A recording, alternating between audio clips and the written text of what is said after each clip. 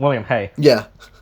Hey, McDonald's should bring back the Szechuan sauce, alright? I swear to God, they already did. What are you talking about? They need to bring it back again. I don't know why they don't keep the Szechuan sauce. The Szechuan sauce was very good. They should just keep that shit, alright? That's a good sauce. You know why that sauce is... It would go great with the McRib, alright? I don't... Isn't it lathered in, like, fucking barbecue sauce, though? How would you even taste the sauce? Yeah, but I want more sauce, alright? Just throw as many sauce as I want on the McRib. But I just want the Szechuan sauce in general, right? They need to bring back the Szechuan sauce, okay? Uh-huh. Hey, but here, that was my only problem with the Mulan movie this year, right? With the Mulan, besides from the fact that Mulan was a dirty communist and Disney is a dirty communist country that serves the dirty communist Republic of China, all right? All right, I was expecting that with the Mulan movie coming back next year, that we would get the Szechuan sauce again. All right, but guess what happened? Coronavirus happened, and we didn't get a chance to have Mulan in theater, which meant that we didn't get a chance to have the Szechuan sauce back. All right. Oh my God, Jesus. That is where society started going downhill. All right, that's where I pinpoint the breaking point of society. All right. When the Szechuan sauce left, all right? It's not even the fact that, like, maybe we got, like, a shit president, No. It all began in 1994 when the Szechuan sauce first arrived in theater. Wait, when did the first Mulan movie come out? Fucking when did you... 19-something. Hold on, I'm looking it up. Mulan. Oh, 1998. Okay, never mind. Society went downhill in 1998. All right. No, 1999. Okay, that's when it went downhill in 1999 when they got rid of the Szechuan sauce. All right, they should have just kept. If McDonald's just kept the Szechuan sauce, world peace would probably have been achieved by now. All right. Oh my God. Okay. I guess it. I mean, I guess a lot of boomers would agree with you because that's around the time we were born. So you know what.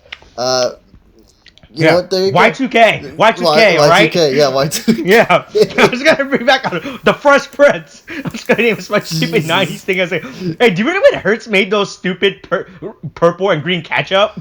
Wait, what? Do you remember that? Wait. Did you remember that? What? Hold on, say that again, because I'm a little confused. The green and purple ketchup? That's... Okay, so, I didn't mishear you, and what the fuck? Because I never heard of that shit, what? You don't remember that? I don't. Okay, this is less about Szechuan sauce and more about just 90s kids things now, alright? Yeah, it's the way these things go, I guess. Because we're real 90s kids. Don't you remember the purple, just like a purple and green ketchup? Okay. That was a thing. It was not a thing. I refuse to believe it.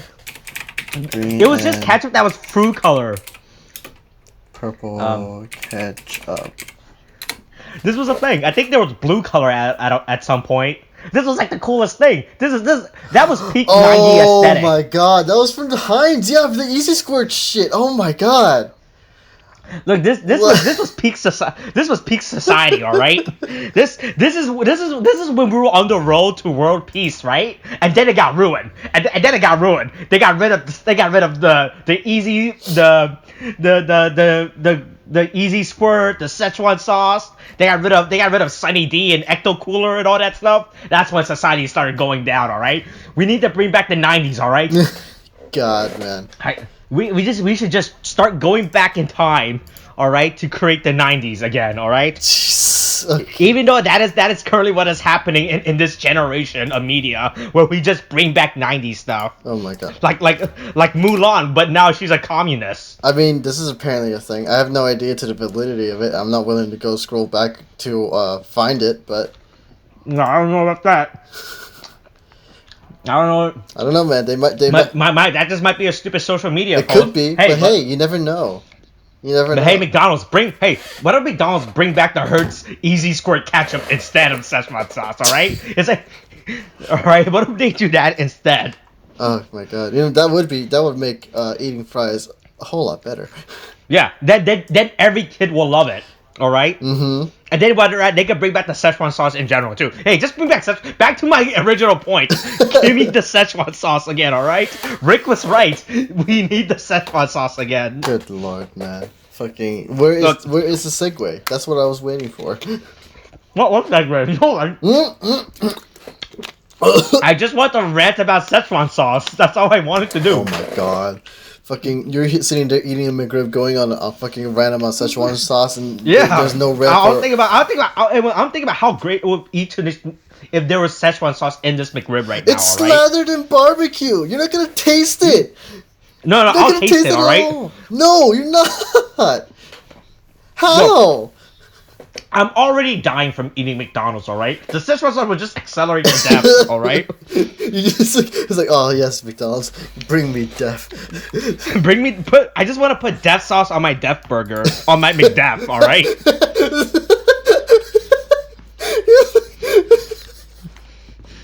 Alright, so here's the thing about the McRib. Oh wait, I'll save my thing about the McRib later. I'm just saying. I can't get over fucking McDeath. It's so stupid. Oh my god. Oh god, you know, it's gonna be like Futurama, but instead of like the fucking suicide booths, it's just McDeath that you get at the local McDonald's around the corner. Oh, yeah. All you have to do. Here's the problem about McDonald's in the future, okay? You know what the problem is? They still won't have the Szechuan sauce. No, but you know what they will have? They'll have Easy Squirt purple ketchup. Instead of that? Oh, that'd be great. Okay, now my fingers are filled with barbecue sauce, and it makes this very uncomfortable to taste my mouth. I think that's the universe telling you it was a mistake to buy the McRib. No, it's not, alright? Hey, I'll save my McRib back in the rant for later, alright? But like I was saying, hey, Szechuan sauce. I just want Szechuan sauce, alright? Fucking, oh my god, this fly won't go away. Fine, I guess I'll turn on the light, hold on. Uh-oh, William has left? Look, I'm still here I'm still here. It's not exactly far to go to my fucking freaking light switch, okay? But anyway, welcome to the SPOILERCAST for the SpongeBob movie, Sponge on the Run. Yeah, the third one. Yeah, the third one. Oh god, yeah, there's 3. Wow. There's 3. Yeah, there is. Like always, William will read off the interesting Wikipedia page for it. Yeah, you want to know what it is? It's called the premise that's provided to us in the Wikipedia. Currently, at this point, wait. I'm looking at the plot summary right now. It goes like this: it begins with a live-action sequence of a pirate crew eagerly awaiting their treasure, taken to the SpongeBob SquarePants. I swear! I swear! No! God damn it. Oh my god. Oh, I'm so mad. Wow. You started. Okay. Alright. Well played, Austin. I'll give you that. Fucking give you that. Motherfucker. God damn it. Why is this gonna be a trend? Is this gonna be a thing? What? Is it gonna be a thing like if there's another synopsis, you'll just start reading the synopsis of some other movie? Yes, pretty much. Oh my god. I'm so... I'll read a plot from a vaguely similar movie, alright? Yeah, go ahead. No, you finish your thing. Fuck me. No, I'll just read a plot from a vaguely similar movie. That's all I do. Yeah, sure, vaguely similar. Alright, hey, you can read the premise now. Okay, I'll read the premise to fucking, Yeah, you do that while I go and wash my hands from the McRib. It's literally good.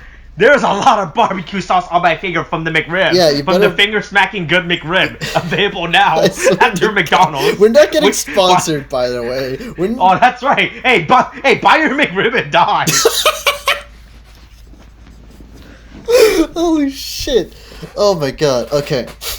So, as usual, I shall read the premise that... Well, not as usual. But I shall read the premise that is provided to us by the Wikipedia for the SpongeBob movie, Sponge on the Run. It is extremely short. Here we go. SpongeBob and Patrick embark on a rescue mission to save SpongeBob's pet snail Gary, who has been snail-napped by King Poseidon, traveling to the lost city of Atlantic City. The movie also reveals the origin of SpongeBob and Gary's meeting for the first time as children. Hey, did they not already do this plot? Wasn't this a plot for an episode? I don't recall. I honestly don't. Wasn't there an episode where Gary gets kidnapped or some shit in the SpongeBob cartoon? I mean, I can look it up. Hold on. Hey, I could have sworn they already did this as a plot, right? Maybe. I'm trying to see. Gary runs away. Song? No, this what the fuck? Oh, Gary comes. What the fuck is this? Oh, is this the one where is that the one where he kind of doesn't want to bathe or something? Oh, I don't fucking know. according to this Wikipedia page, which I will read the plot. SpongeBob receives a paddle ball sent to him in the mail and begins to play with it. He's totally consumed by the challenge of hitting the ball and the absurd number of times and forgets Terry's for Gary for 10 days. Gary feels neglected and runs. Oh wait, no, he just runs away. He doesn't get kidnapped in this one. Okay, never mind. I thought he gets kidnapped. It's pretty much the exact same premise, to be honest. Yeah. But, you know, where one kind of has fun with it in one direction, this one has fun with it in another direction. Hey, I didn't dislike this movie. Hey, how great is it? How great is to take the creator's wishes, right? After he dies and spits on it, right? And spits on it. You're right. Just tarnish his final wishes and his ideas for the series are. You know, just spit on the grave, throw some sand into his casket. I'm sure that's considered an ominous warning, you know, or something in casket culture. Okay. Oh my god. Yeah, I mean, well, you know, it's not the best thing. I will say that they do that kind of shit, but fucking, I will say, hey, the 3D art style in this movie is fucking weird as fuck. Is it weird? I wasn't sure if I hated it or liked it when I was watching this movie. All right. I thought it was fantastic, to be honest with you. I mean, there were some points where I liked it, and then there were some points where I didn't like it. You know. Wait, well, what didn't you like about it though? I'm curious. Honestly, curious right now. I will answer it after I eat this McRib. I swear to God. Just stop eating the McRib.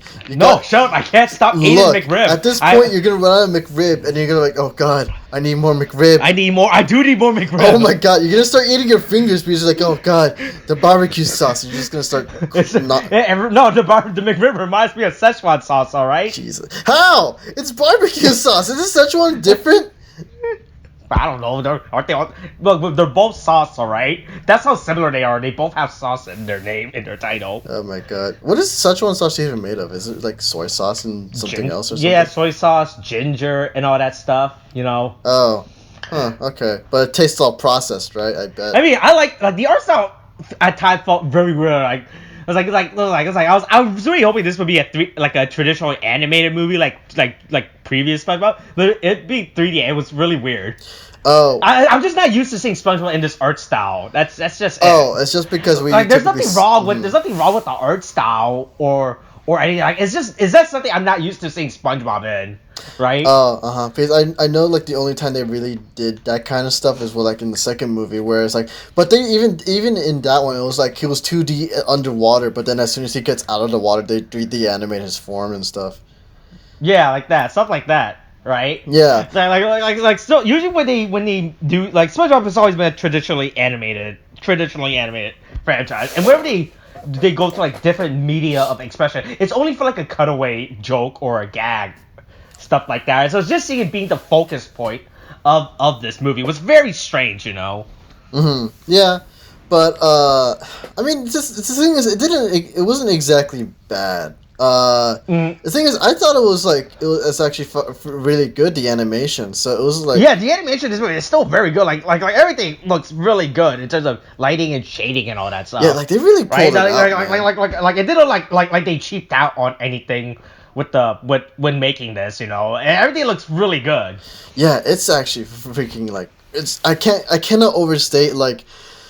Because it's like, if you're gonna go on visuals alone, this will be the movie to go on visuals, at least in an animation department. Because it's I cannot get over it, like how good it is. Because they're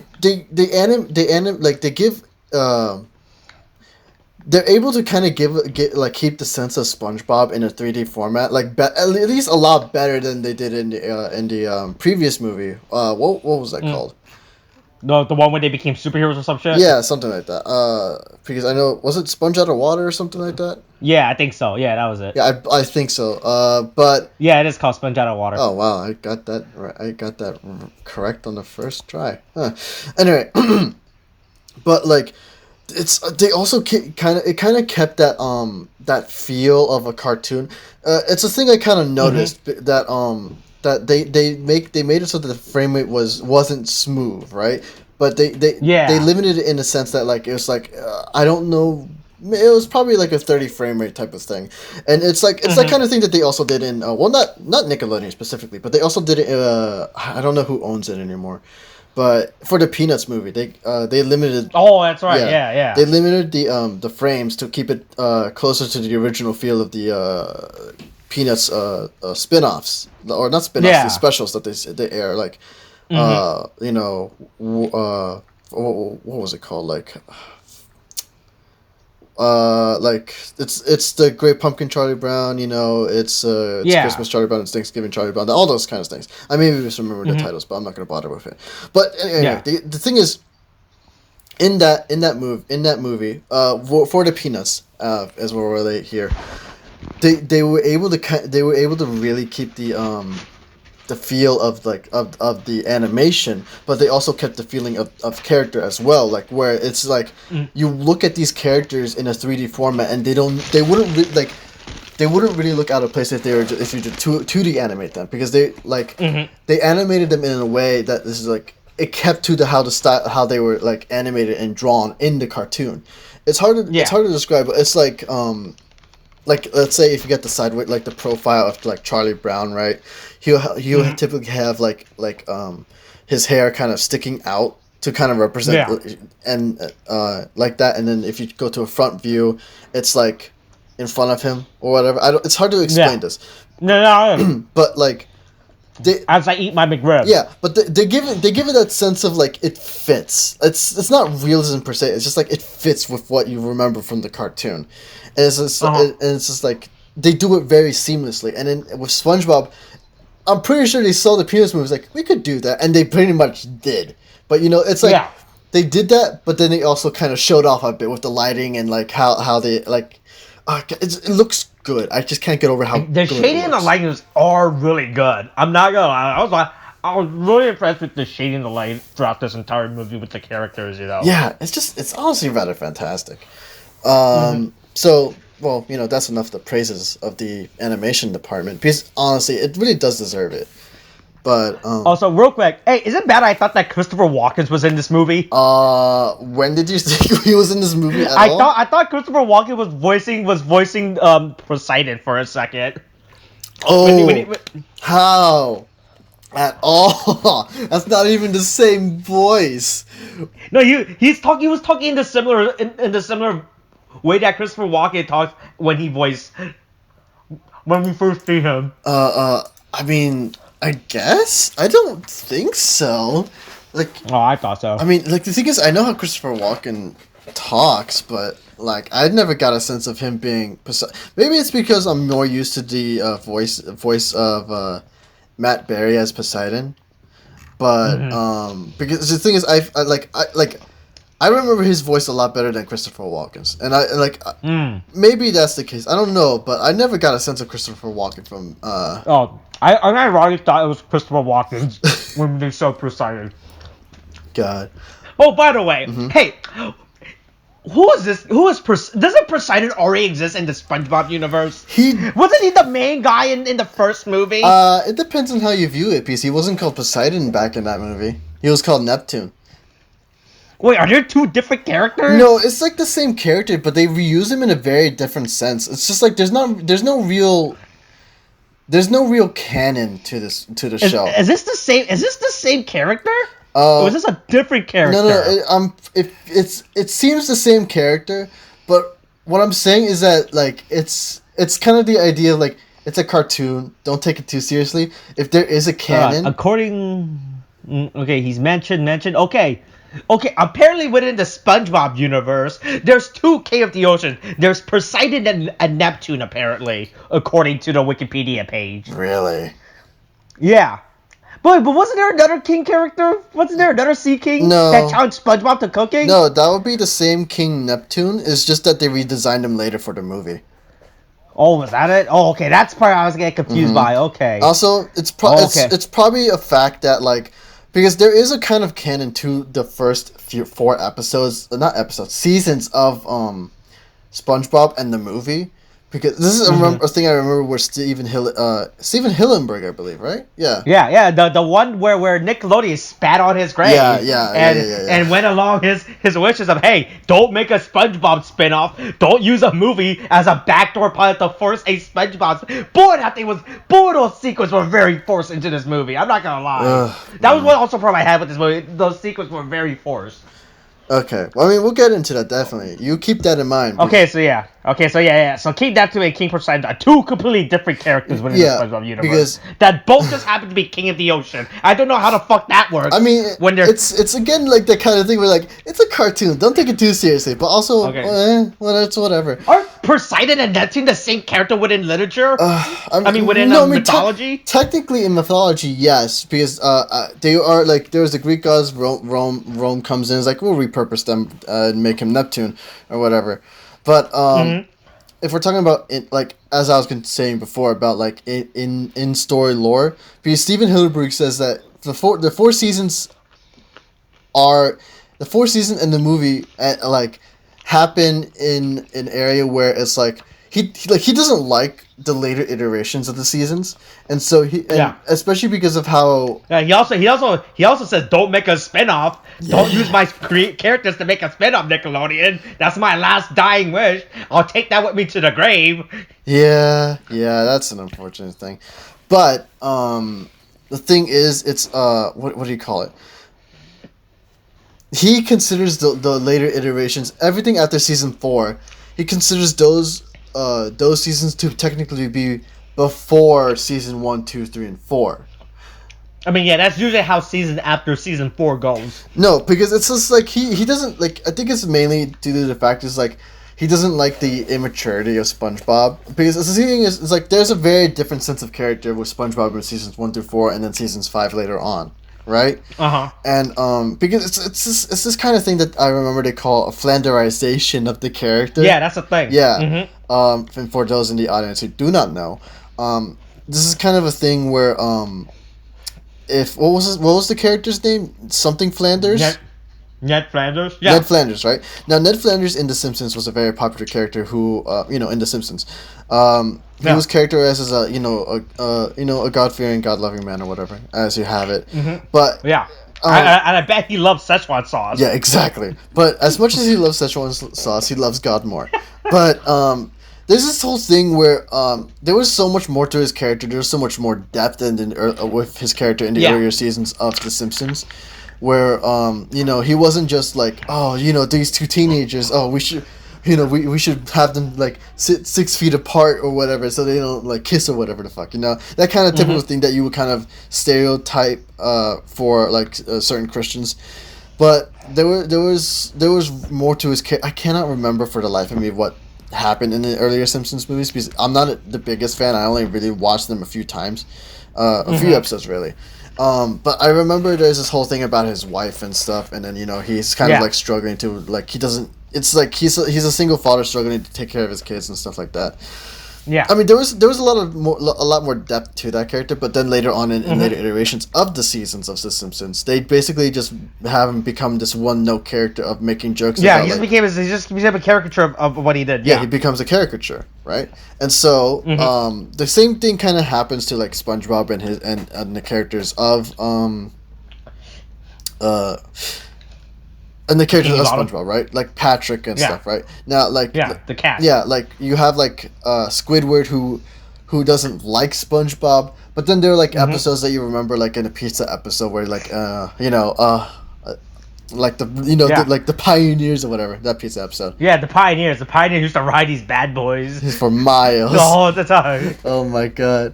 Anyway, but yeah, it's like the thing is he defended SpongeBob when he worked so hard to get like the pizza to the customer, and the customer just spat in his face practically. Yeah, right? Hey, to be fair, they forgot his drink. How was he supposed to enjoy his pizza without a drink? Yeah, William? Without my diet, Dr. Kelp. You should be ashamed of yourself. Anyway, but that guy was a dickhead. But there was like depth to that character where he's like, oh, he doesn't hate SpongeBob entirely, that kind of thing, right? It wasn't a lot of depth for a kids show, is what I'm saying. But so it's not like I'm saying like seasons 1 through 4 were like Game of Thrones level or whatever. But it's just like it was a thing, and it's like we appreciated that love, that seeing small different sides of the character, but it didn't need to be present throughout. But later on, it's just like he like all he ever does is just like play the clarinet badly, and all he does is just hate on SpongeBob and stuff, right? That's all he ever is. And then there's that kind of like what do you call it? What's the term I'm looking for? That kind of throwback between the characters is just kind of gone, right? Yeah. So that's kind of the thing with SpongeBob, and that's kind of why it's like later iterations just kind of don't work as well. And then there's also other issues like SpongeBob in the earlier seasons was like they'll sometimes like show realistic imagery to kind of get something out of you, like, oh, okay, what the fuck, right? That kind of thing. But they don't do it a whole lot. They only do it maybe once every like 15 episodes or whatever. But then later iterations just kind of keep doing it over and over and over again. And then it's like they do like some off-color jokes sometimes. Like I remember like when Squidward was in a full body cast, like firmly grasp it, and then he fucking pushes it through his fucking hand and stuff, right? Yeah. And that's just like good old days. It's a dark joke, but it's like, and it's funny because of how off-color it was. And it's not something you see all the time, but you see these kind of jokes happens a whole lot more, and sometimes to a degree where it's just like. It's where before it kind of borders on like haha and and then in the later seasons they just go like, oh god, why would you do that? A specific thing I remember to give it as an example is when they're helping Squidward move a couch in his house, and then it gets caught on his toenail, and then his toenail gets ripped off, and you see it happen, and it's just gross. I'm like, that's not funny. What? Why? Yeah. Again, example of what this is my very unnecessarily long explanation on the canon. Yeah, this is your thesis on SpongeBob. I mean, I could go into a whole lot more, but I'm just gonna stop myself here before we get into a deep dive of this. But that's the whole thing with Steven Hillenburg. So onto the story here. It's decent. Like. The thing is, it's a strange sense where like I feel like they break the continuity of SpongeBob at this point, right? There's no fucking there's no existence for a continuity anymore, right? Yeah, I don't think they particularly care, especially considering the fact that again you said they were using it to do a spin-off, to kind of push a spin-off. Right. Yeah. Because remember, Nickelodeon respecting Steven Hillenburg's wish, it was like, hey, don't make a spinoff with SpongeBob. They're like, we got you. Now that you're dead, we'll honor your wishes of not making a spinoff by making a spinoff. It's just as you wanted. Yeah, exactly. Jesus, man. Nickelodeon and Viacom. Wait, who owns Nick? It's Viacom, right? I want to say it's Viacom. Yeah, fuck Viacom. Yeah, as Viacom, as they twirled their mustache, counting their money. Yeah, that's a thing too. But another issue for hey, don't worry. Nobody knows what the fuck CBS All Access is, all right? Oh wait. No one gives a. It only has like one good show, and it's barely good. Wait. It's Star Trek. Oh my god. Oh yeah, they own Star Trek, don't they? Yeah. Hey, how's that franchise going out? I don't know what's worse right now. I don't know which of these franchises is worse right now, Star Trek or Star Wars, alright? Because at least with Star Wars, they have The Mandalorian, which is redeeming itself within the Star Wars canon. It really is, fandom, right? But no one gives. But like Star Trek, pretty fucking god awful right now, from what I heard. I don't watch Star Trek a lot. I try to get into it, but I figure I'm not gonna watch all those episodes, man. Right. So apparently, like, yeah, the Star Trek shows not really fucking. The Star Trek spinoff shows not really fucking good. Apparently. Really? How bad? Yeah. How bad? Like, is it like Star Wars bad with Disney or? Okay, hold on. Okay, I am looking at the CBS's lineup right now. Guess how many they have? 1, 2, 3, 4, 5, 6, 7, 8, 9. They have 11 original shows. Okay. That's pretty good, you think, right? For an online subscription. Guess how many of those are Star Trek? Hold on. I know there's the new live action one. I know they're making a remake or a continuation of a previous one. I know there's an animated version that's available on HBO, I believe. I don't know, 3 from what I'm understanding? 4. There are 4 out of their programmings are Star Trek. Oh wait, 4. Good lord. 4 out of 11 shows are Star Trek, apparently. That's actually a decent chunk, too. That's like nearly a quarter. Yeah. Boy, how's that? Boy, they really want people to watch Star Trek. To people to like Star Trek again. God, man. I don't know, man. Because it seems like it's probably one of the only things that, just, honestly, making them relevant. I'm looking at CBS All Access's fucking lineup.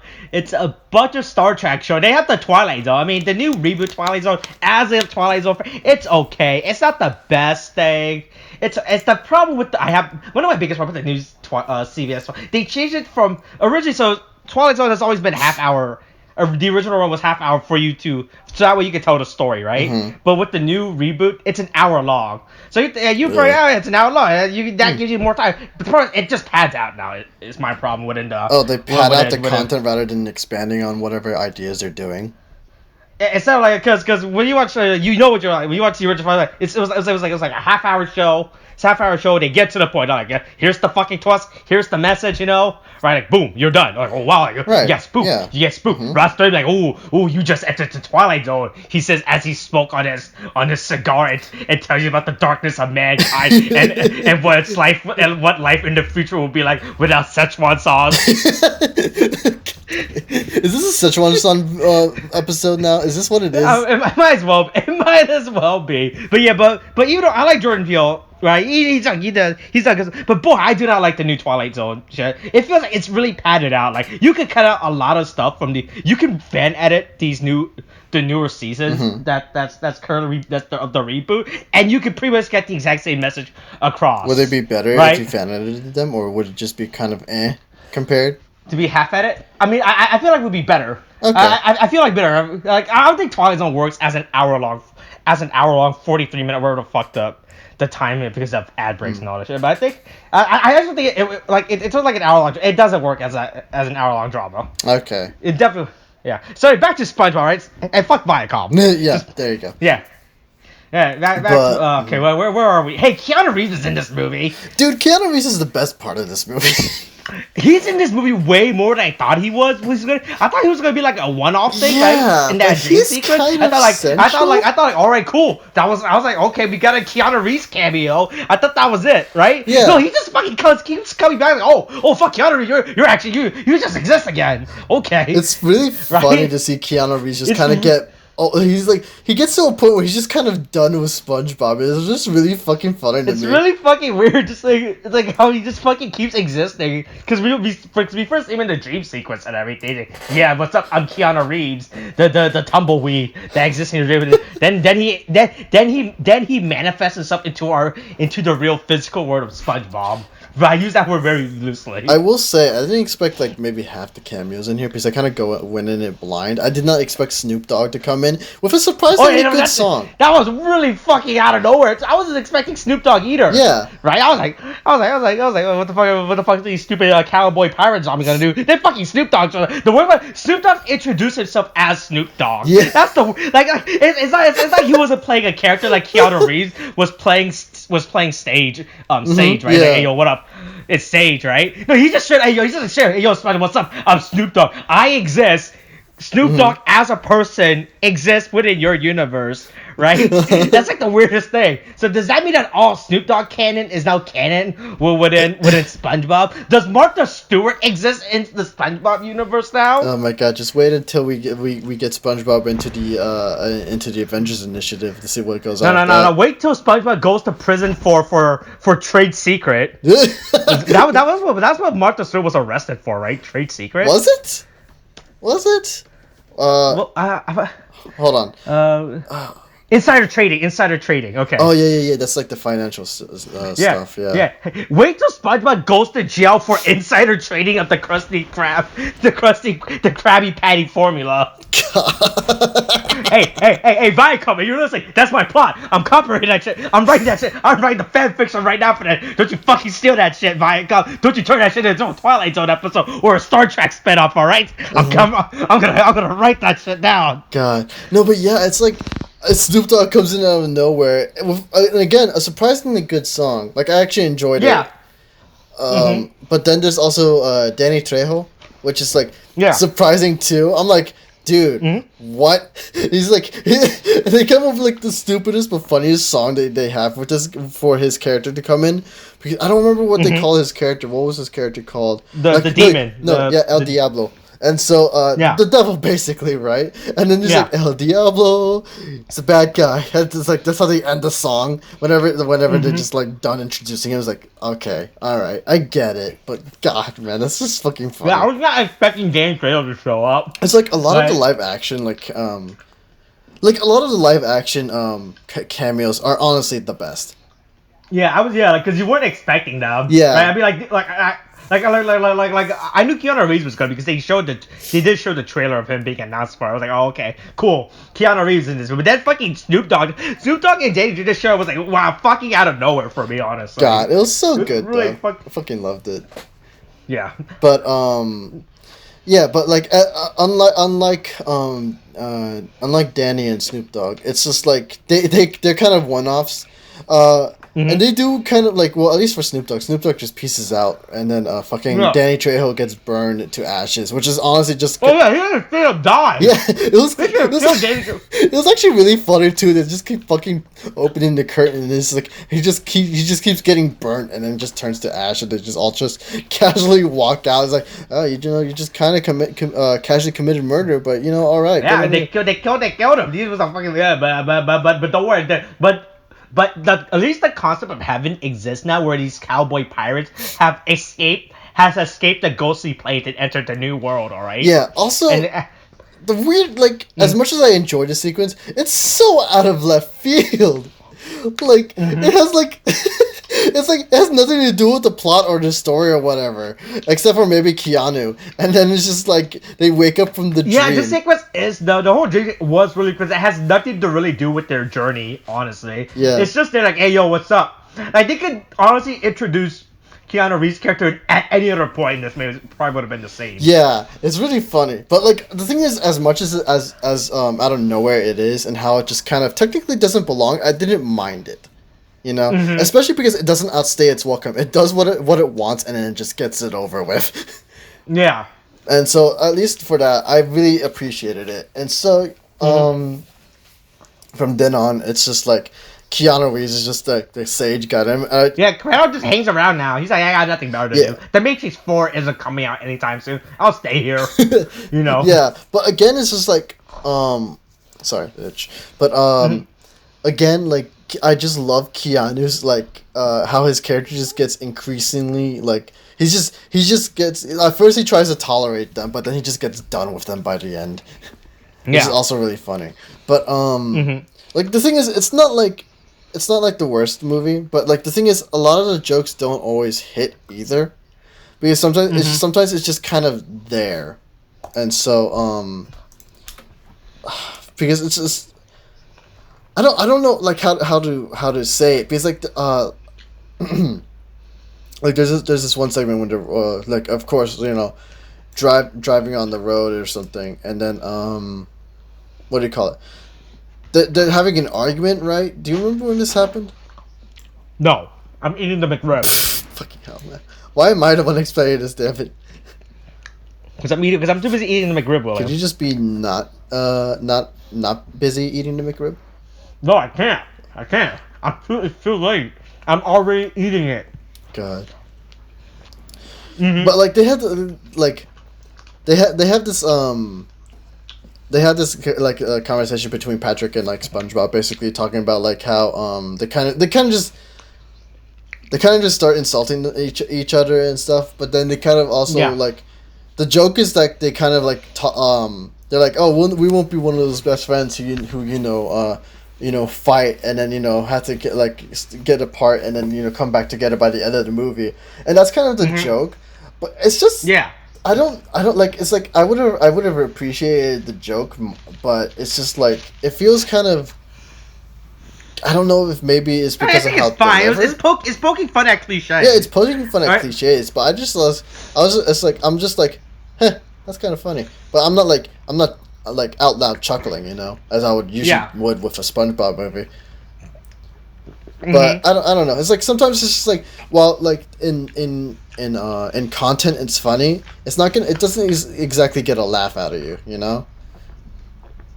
it's also kind of apparent, like, because the thing is, I watched this with like my niece and nephew, and Yeah, with small children. yeah, so small children, as they are the audience and stuff, and like the thing is, they didn't really laugh so much, like as I would have expected. Yeah, no, that's not a joke kids will understand or get. That's a joke, but a payoff. That's a payoff joke, honestly. Yeah, especially considering like at the end somewhere, because like that's more of a narrative jokes for someone older to understand. Yeah, it's just a little weird because I'm just like, who is this playing to? Because it should be like more for kids, but like the kids, a lot of the jokes for like like my niece and nephew they didn't really laugh at a lot at this movie. Your niece and nephew sucks. Tell them to appreciate the SpongeBob joke, all right? No, because tell them to appreciate spitting on Steven Hillenburg's grave, all right? Tell them to appreciate that. Take them to his grave and tell them to spit on it, all right? Jesus Christ! Wow. All right then.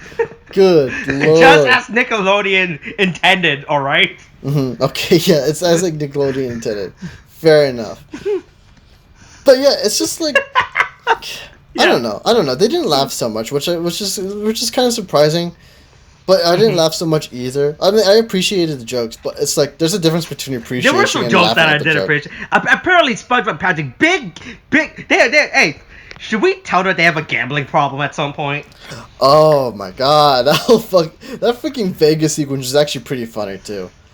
Yeah, I feel like at some point they need to have an intervention about their gambling problem. All right, this movie is a deep concern about the mythology and lore of SpongeBob and how SpongeBob and Patrick apparently just fucking gamblers. All right. I mean, remember they have a drinking problem too. Remember in freaking the original SpongeBob movie, they basically go to the ice cream shop, but they're practically drunk off the ice cream, man.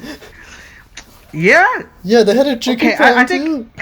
Okay, so basically what we need to do is basically just have an intervention and tell them to discuss their problem as they gamble, all right? As they eat ice cream as they gamble. Yeah. You know? Yeah, exactly. But back on the jokes, it's more like I appreciate them more as because the fact that I can recognize it. But like like if you bring kids to it, they won't really laugh as much as because it's kind of going to go over their heads a little bit, you know? Because they don't understand all the tropes yet. They haven't experienced all the tropes or cliches or whatever, and they won't appreciate like some jokes like that. They don't like. There's also the whole joke about Vegas and the new Atlantic City, lost city of Atlantic City. Yeah, exactly. But like freaking like an adult will like appreciate the whole Vegas bit. Like I certainly did because I found it funny.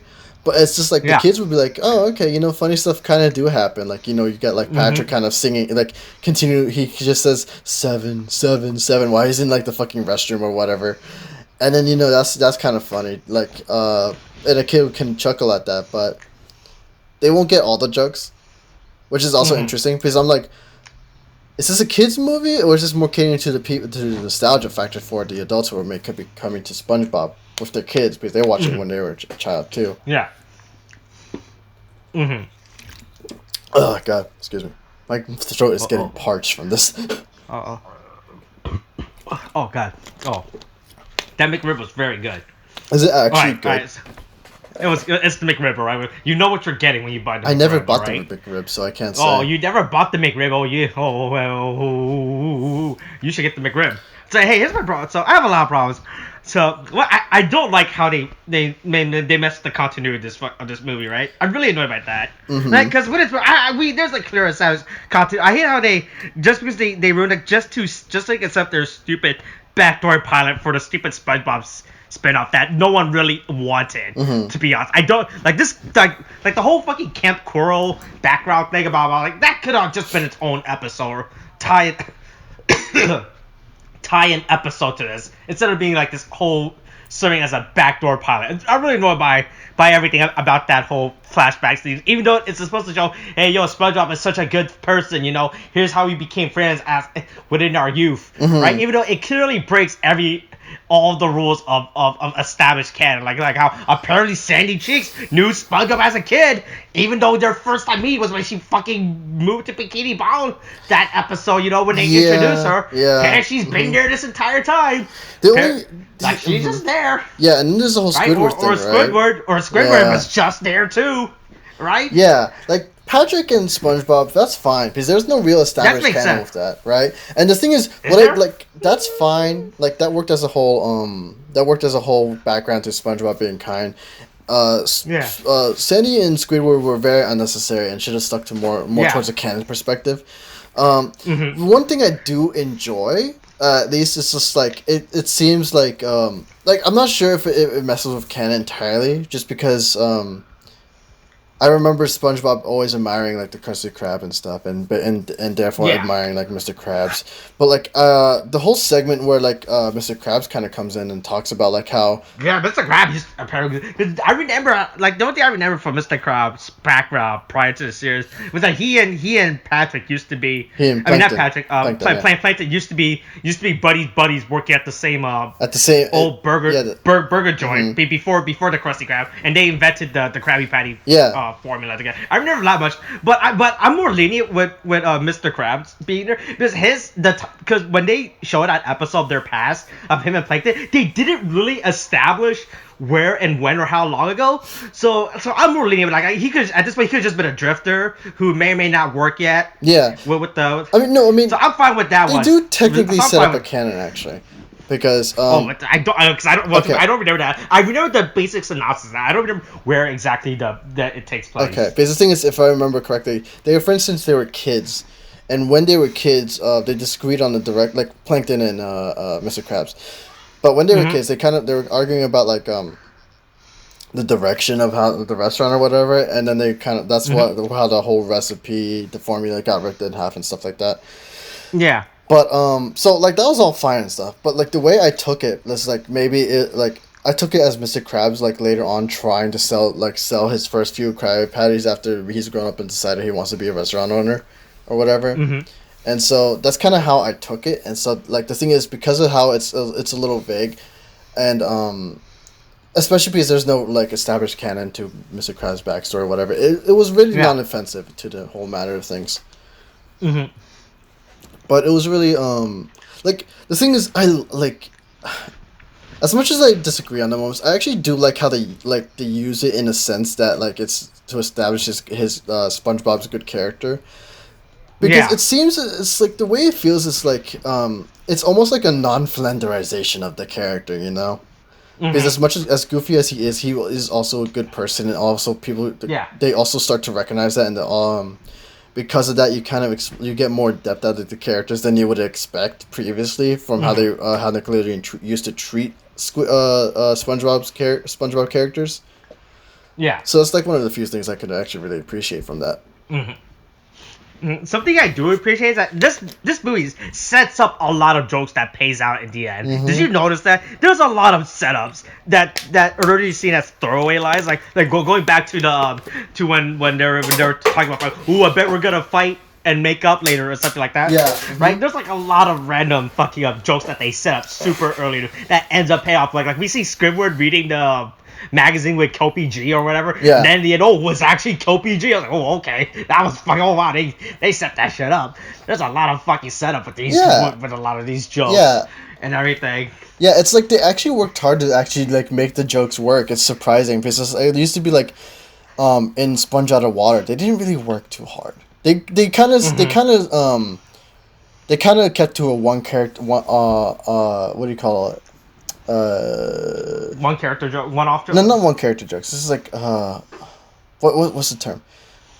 I'm trying to like the term where is like they're one dimensional characters is the thing, and they were treated very one dimensionally. And the thing is, they relied more on the randomness of the events of the that's happened to random characters for the jokes. Yeah. Rather than using the characters for the jokes. It's kind of how I felt about it. And here it seems more similar to like. Except for the whole spin-off thing, it seems more. It felt more similar to how I would have expected SpongeBob to work their jokes in like with in the first 1 to 4 seasons. Yeah, which is what I can appreciate. So in essence, because of that, this movie feels like one long episode, like one really long episode that I would have expected from back in those seasons. But it's not a bad thing. It's enjoyable. there's not a lot to say about the movie because it's essentially like an hour and a half long TV special. Yeah, it's pretty much just a road trip adventure movie. It was like, well, and featuring Keanu Reeves. That's fucking keeps showing up Again, and everything. Best part. Not fucking Keanu Reeves. And pretty much at the end, SpongeBob like, they becomes friend with the king. Like the king is like, ooh, because even the king has his own character arc. Not if you actually paid that, like he was like this, like he was so self imploding on his own image and everything. Yeah. Right. Mm-hmm. And then at the end, ooh, well, you don't have to worry about your image if you have friends. And all of that, like one of the best part I do was when the chancellor was trying to, and the king would kept asking the chancellor for his friends, right? And he just started naming a bunch of random people in their professions, right? I really appreciate it. That was such a well executed joke. Like, well, what about my yoga instructor, or my tattoo artist, or my tattoo artist remover, right? Like just all these random off characters, and he's just like, oh yeah, none of them are friends with him, you know. Yeah, I know. It was actually really fucking funny, and that's just like it's good. I mean, the jokes hit differently. Maybe it's just my sense of humor kind of changing. Mm-hmm. But it's not. The jokes aren't bad. They actually work well, and it's just like, God, except for the whole fucking, again, the forced spin-off thing. It's fine. Yeah. The movie's fine. Yeah. Like I would show people this movie. It's like, yeah, for a decent time, popcorn, we joke around about it, but that's about it. Yeah. Hey, you can also show them the first movie instead, all right? Which is where David David Hasselhoff comes in. Wait, that's his name, David Hasselhoff, by the way. Is it really Hasselhoff in the movie? No, it's not. It's David Hasselhoff. No, because like I know it's David Hasselhoff, but I don't like. I would have like if in the credits if they said David Hasselhoff, I really wouldn't bat an eye at that joke. I really wouldn't because that seems like that's their thing too. That would be pretty fun. I'm not gonna lie, David Hasselhoff. Yeah, exactly. just like how you can't fool Boba the Fett.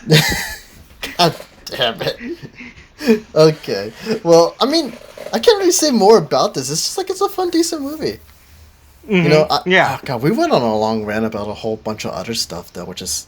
Yeah, we did. Like mainly Szechuan sauce at some point. I mean, yeah. Or why Viacom is the worst company on earth. Yeah, I mean, at least it was relevant, so it's fine. Mm-hmm. Yeah. It's fine. Yeah. Don't worry, I will always take any opportunity to talk about how much I hate Viacom. No, right. We can take the next spoiler cast as an opportunity as well if you'd like. Oh no. There's nothing for me to discuss about Viacom in that video. All right, Viacom's not related. All right. Okay, fair enough. All right. No worry, I can talk about other stuff. I hate. So it's fine. Okay then. Okay. Do we have any final words? Rip Steven Hillenburg. Hey, damn, I was trying to go for that. Except, let's pull a Viacom and go spit on his grave. Oh yeah, again, that's probably so that's probably the only other thing. Because you remember how in the end they kind of say in memory of Steven Hillenburg, but then if you know about the whole thing about the back, like they're forcing the fucking spin-off series into the movie, and then they say that's kind of scummy. Yeah, that's really scummy, dude. Hey, don't worry. Wait, remember, it's just like George Lucas always says, don't get rid of the Star Wars canon, Disney, when you buy my franchise. And then it was like, we got you. Oh my god, thanks for that. Right? Yeah. Or when Viacom acquired the Star Trek, right? From the guy who made Star Trek. Hey, don't make 4 Star Trek spin-off on CBS All Access. This back in the 70s. He said this back in the 70s, by the way, when he sold it to Viacom. Oh my god. Hold on, who invented Star Trek? Was Star Trek invented by a person or was it invented by a corporation? It was by a person, but the person was a dick, so. Who was it? Who Who is it? Created by Gene Roddenberry. Yeah, that's when Gene Roddenberry. Wait, hold on. Was producer. Blah blah blah. Fucking blah. Okay, God, this is a lot of stuff I don't want to. Yeah, that's when Gene Roddenberry said to VIACOM, don't make four Star Trek spin-off on CBS All Access with one upcoming Star Trek series as well. But there are 5. There's an upcoming Star Trek series as well on CBS All Access. There's gonna be 5 Star Trek spin-off on Good CBS All Lord. Access. Good God. Right, and yeah, okay, that's it. All right, that's it. That's all I want to say. We somehow ended with Star Trek. Yeah, somehow. Mm-hmm. Yeah. All right, is that it? Yeah. All right. Coronavirus is still a thing. Wash your hands. Okay, thanks. Bye.